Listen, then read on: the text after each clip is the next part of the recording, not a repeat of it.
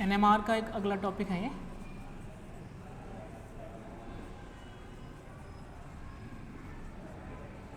Spectroscopy, इसका one of the most important topic है chemical shift. Chemical shift देखिए क्या होता है। इससे पहले हमने शील्डिंग और डीशील्डिंग पढ़ा था। पहले थोड़ा सा शील्डिंग और डीशील्डिंग फिर से समझते हैं एक बार। शील्डिंग डीशील्डिंग से ही केमिकल शिफ्ट रिलेटेड होता है। ये one of the most important topic है बेसिक पार्ट थर्ड के लिए। देखिए क्या होता है। हमने देखा था शील्डिंग डीशील्डिंग में होता क्या था। हम एनएमआर स्पेक्ट्रोस्कोपी में उसमें जो प्रोटॉन मौजूद हैं, जो हाइड्रोजन हैं, वो कितने टाइप के हाइड्रोजन हैं और कितने हाइड्रोजन हैं, उनको हम फाइंड आउट करते थे by applying applied field. Magnetic field की प्रेजेंस में हम मैग्नेटिक फील्ड अप्लाई करते थे और उसकी प्रेजेंस में जो प्रोटॉन था वो प्रोटॉन न्यूक्लियाई रेजोनेट करते था, रोटेट करने लगता था और उसकी क्या फ्रीक्वेंसी होती थी उसी बेस पर हम फाइंड आउट करते थे।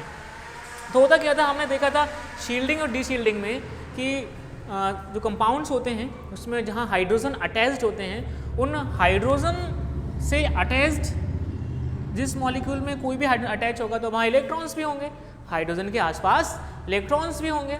अब इलेक्ट्रॉन से हमें पता है इलेक्ट्रॉन एक चार्ज पार्टिकल है और वो हमेशा रोटेट भी करता रहता है।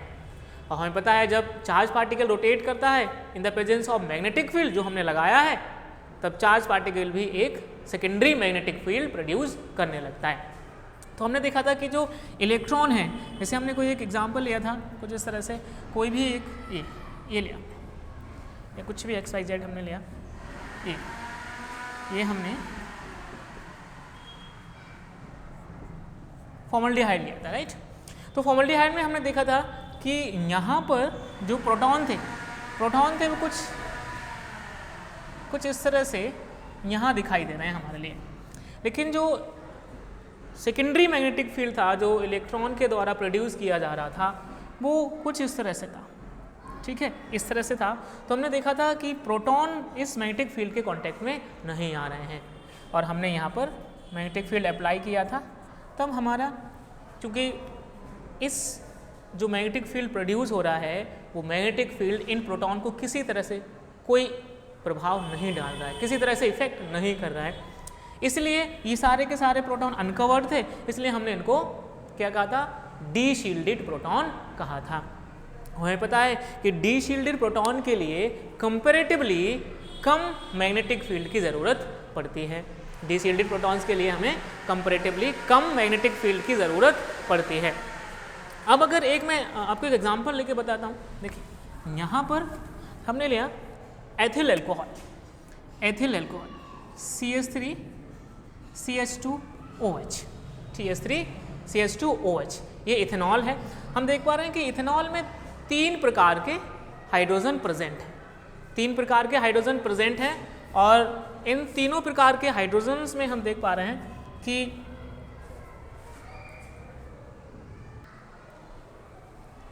तो देखो, तो हमारे पास यहाँ 3 टाइप के हाइड्रोजन हैं। 3 टाइप के हाइड्रोजन कैसे हैं कि इनका एटमॉस्फेयर अलग है, इनका अलग है, इनका अलग है। आगे हम डिटेल में पढ़ेंगे जब इनका सिग्नल निकालेंगे। तो यहाँ पे 3 प्रकार के हाइड्रोजन हैं। देखो होता क्या है, हमारे पास ये, इनको हम ओपन करके लिखते हैं कुछ इस तरह से, CH3 CH2OH, ठीक है। तो हम देख पा रहे हैं कि हमारे पास 3 हाइड्रोजन ये हैं, 2 ये हैं और 1 ये है। तो एक ही मॉलिक्यूल में 6 हाइड्रोजन है तो इनका सिग्नल एक जैसा होना चाहिए था, एक ही सिग्नल मिलना चाहिए, लेकिन यहाँ पर ऐसा नहीं होता है। इथेनॉल मॉलिक्यूल में 3 NMR सिग्नल हमें प्राप्त होते हैं। 3 NMR सिग्नल क्यों प्राप्त होते हैं? क्योंकि यहाँ पर हम देख पा रहे हैं ये जो प्रोटॉन है, ये प्रोटॉन है, ये ऑक्सीजन से अटैच है। ये क्या है? ऑक्सीजन से अटैच है। और हमें पता है ऑक्सीजन क्या है, सेकेंड हाईएस्ट इलेक्ट्रोनेगेटिव एटम होता है पीरियोडिक टेबल में। तो क्या करेगा, सराउंडिंग इलेक्ट्रॉन्स को सब अपनी तरफ खींच लेगा। जब इलेक्ट्रॉन को अपनी तरफ खींचेगा तो सारी इलेक्ट्रॉन डेंसिटी इसके आसपास आ जाएगी। अब जब सारी इलेक्ट्रॉन डेंसिटी इसके आसपास आ गई तो क्या होगा, सभी इलेक्ट्रॉन क्या होंगे, इसके आसपास ही क्या करेंगे, रोटेट करेंगे। अब रोटेट करेंगे तो सेकेंडरी मैग्नेटिक फील्ड भी प्रोड्यूस होगा सेकेंडरी मैग्नेटिक फील्ड प्रोड्यूस होगा वो क्या करेगा, ये जो प्रोटॉन है इस वाले प्रोटॉन को कवर अप कर लेता है, यानी शील्ड कर लेता है। जब इस वाले प्रोटॉन को शील्ड कर दिया गया, यानी जो सेकेंडरी मैग्नेटिक फील्ड है उसके द्वारा ये कवर अप हो गया, तब क्या होगा, जो अप्लाइड मैग्नेटिक फील्ड है वो ज़्यादा चाहिए होगा। तो इस वाले प्रोटॉन को हम क्या कहेंगे, शील्डेड प्रोटॉन कहेंगे, क्योंकि सारे के सारे इलेक्ट्रॉन कहाँ हैं, यहीं पर रोटेट कर रहे हैं, जिससे वो रोटेशन की वजह से मैग्नेटिक फील्ड प्रोड्यूस हो रहा है। और मैग्नेटिक फील्ड प्रोड्यूस हुआ वो हमारे द्वारा लगाए गए मैग्नेटिक फील्ड के जस्ट अपोजिट है और इसको कवर अप कर रहा है, जिस वजह से ये प्रोटॉन कैसा है, शील्डेड प्रोटॉन कहलाएगा। अब हम इन पे बात करते हैं यहाँ पर। अब देखो ये दोनों प्रोटॉन एक जैसे हैं। एक जैसे क्यों है, क्योंकि इनके आसपास का एटमॉस्फेयर एक समान है, यानी यहाँ कार्बन है, इसके पास में ये कार्बन है, यहाँ कार्बन, इधर ऑक्सीजन। कहने का मतलब है इसका अगर हम एटमॉस्फेयर देखें तो इसके एटमॉस्फेयर के आसपास देखो इधर कार्बन, कार्बन से अटैच तो है ही, इधर कार्बन इधर ऑक्सीजन, सेम यहाँ कार्बन से अटैच है, इधर कार्बन इधर ऑक्सीजन, यानी दोनों हाइड्रोजन का जो एटमॉस्फेयर है कैसा है, एक जैसा है। अब एटमॉस्फेयर एक जैसा है तो वो एक समान प्रोटॉन कहलाएंगे। ऐसे हाइड्रोजन या ऐसे प्रोटॉन जिसका केमिकल एटमॉस्फेयर एक जैसा हो तो ऐसे प्रोटॉन केमिकली इक्विवेलेंट प्रोटॉन कहलाते हैं। और जितने भी केमिकली इक्विवेलेंट प्रोटॉन्स होते हैं उनका एक ही सिग्नल प्राप्त होता है, चाहे एक हो चाहे 1000 हो। अगर केमिकल इक्विवेलेंट प्रोटॉन चाहे एक हो चाहे 1000 हो, सिग्नल उनका एक ही मिलेगा। तो एक सिग्नल इन दोनों का मिलेगा। अब देखो भाई इनकी बात करें हम, ये जो प्रोटॉन है, ये प्रोटॉन है, इसके कंपैरिजन में कम शील्डेड होंगे। शील्डेड तो हैं क्यों भाई, यहाँ जब रोटेशन हो रहा है कहीं ना कहीं ये भी इसकी हद में आएंगे। जो सेकेंडरी मैग्नेटिक फील्ड प्रोड्यूस हो रहा है ये प्रोटॉन भी इसके हद में आएंगे। तो भाई इसमें भी कहीं ना कहीं जो अप्लाइड मैग्नेटिक फील्ड है वो हमें ज़्यादा देना पड़ेगा। लेकिन हम इन 3 प्रोटॉन्स की बात करें, ये 3 प्रोटॉन्स इस ऑक्सीजन से काफ़ी दूर हैं, कंपैरेटिवली इनके उनके काफ़ी दूर हैं। अब भाई जब दूर हैं तो सारे इलेक्ट्रॉन तो इधर जा चुके हैं ऑलमोस्ट ऑक्सीजन की तरफ, जिससे क्या होगा, अब जिधर इलेक्ट्रॉन चले गए वहीं रोटेट करेंगे और जहाँ रोटेट करेंगे वहीं पर सेकेंडरी मैग्नेटिक फील्ड प्रोड्यूस होगा। अब सेकेंडरी मैग्नेटिक फील्ड प्रोड्यूस हो रहा है लेकिन इनके कांटेक्ट में नहीं है, तो ये कैसे कहलाए, ये आपके डी शील्डेड प्रोटॉन्स कहलाए। हमें पता है कि शील्डिंग से जो NMR सिग्नल है वो कहाँ जाता है, अप फील्ड जाता है, और डी शील्डिंग से डाउन फील्ड जाता है। तो देखो भाई ये शील्डेड प्रोटॉन, ये थोड़ा कम शील्डेड, ये बिल्कुल डी शील्डेड, ये डी शील्डेड। तो शील्डिंग और डी शील्डिंग की वजह से हमें अलग अलग सिग्नल मिल रहे हैं, यानी शील्डिंग और डी शील्डिंग की वजह से इसका सिग्नल हमें कहीं और मिला, इसका सिग्नल किसी और वैल्यू पे मिला, और इसका सिग्नल किसी और वैल्यू पे मिला। ये सब हुआ किसकी वजह से, शील्डिंग और डी शील्डिंग की वजह से ही हुआ है। तो शील्डिंग और डी शील्डिंग की वजह से NMR सिग्नल में जो शिफ्ट होती है, NMR सिग्नल की वैल्यूज में जो चेंजेस आते हैं वही केमिकल शिफ्ट कहलाता है, वही केमिकल शिफ्ट कहलाता है। तो शील्डिंग और डी शील्डिंग की वजह से जो NMR सिग्नल है उसकी वैल्यूज में जो शिफ्ट होती है या उसकी वैल्यूज में जो चेंजेस आते हैं, सिग्नल की वैल्यू हमें कहीं और मिला, ये सिग्नल किसी और वैल्यू पे मिल रहा है, इसका सिग्नल कहीं और मिल रहा है, इसका सिग्नल ये कहीं और मिल रहा है, यही केमिकल शिफ्ट कहलाती है। ठीक है, तो केमिकल शिफ्ट हमें समझ में आ गया। एक सिंपल भाषा में डिफाइन करें, शील्डिंग और डी शील्डिंग, प्रोटॉन की शील्डिंग और डी शील्डिंग की वजह से उनके NMR सिग्नल में जो चेंजेस आते हैं वही केमिकल शिफ्ट कहलाते हैं। NMR signal in the sense NMR signal की वैल्यू में चेंज आते हैं। ठीक है, ये कुछ और डेल्टा वैल्यू पे मिल रहा है, ये कुछ और डेल्टा वैल्यू मिल रहा है, और ये कुछ और डेल्टा वैल्यू पे सिग्नल इनका मिल रहा है। तो जो डेल्टा वैल्यू में परिवर्तन आ रहा है, चेंजेस आ रहे हैं, यही केमिकल शिफ्ट कहलाती है। ठीक है, क्लियर हो गया। ओके, हम बात करते हैं फैक्टर्स अफेक्टिंग केमिकल शिफ्ट। कौन कौन से फैक्टर हैं जो केमिकल शिफ्ट को अफेक्ट करते हैं? Factors affecting chemical shift. Chemical shift को प्रभावित करने वाले कारक। तो देखिए कौन कौन से फैक्टर है। सबसे पहले हम बात करेंगे इलेक्ट्रोनेगेटिविटी।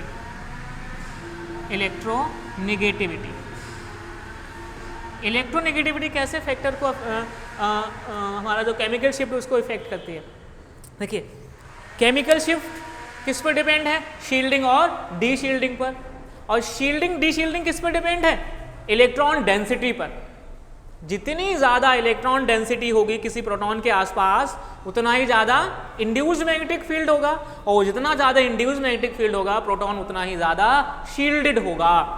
तो देखिए अगर कहीं पर किसी भी प्रोटॉन के आसपास कोई इलेक्ट्रोनेगेटिव एटम है, यानी किसी एटम की इलेक्ट्रोनेगेटिविटी ज़्यादा है, कहने का मतलब कि जिस एटम से हाइड्रोजन अटैच है अगर उस एटम की इलेक्ट्रोनेगेटिविटी ज़्यादा है तो क्या करेगा, आसपास के जो सराउंडिंग इलेक्ट्रॉन्स हैं वो एटम अपनी ओर खींच लेगा।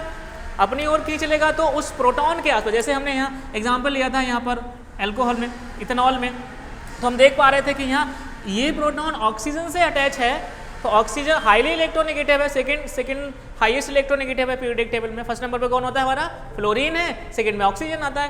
तो ये क्या करेगा, सराउंडिंग इलेक्ट्रॉन्स को अपनी ओर खींच लेगा तो सारी की सारी इलेक्ट्रॉन डेंसिटी इसके आसपास आ जाएगी। अब भाई इलेक्ट्रॉन तो कभी खाली बैठता नहीं है, वो तो हमेशा रोटेट करता है, और चार्ज पार्टिकल रोटेट करेगा तो सेकेंडरी मैग्नेटिक फील्ड प्रोड्यूस करेगा, क्योंकि यहाँ पर हमने मैग्नेटिक फील्ड अप्लाई कर रखा है।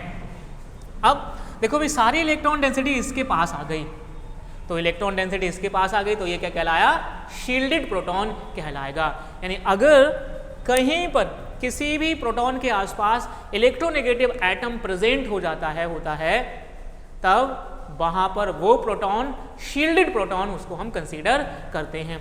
और शील्डेड प्रोटॉन का जो केमिकल शिफ्ट है वो कहाँ मिलती है, अप फील्ड मिलती है, अप फील्ड दिखाई देती है हमारे लिए जब हम उसका एनएमआर सिग्नल निकालते हैं एनएमआर स्पेक्ट्रोस्कोपी के द्वारा।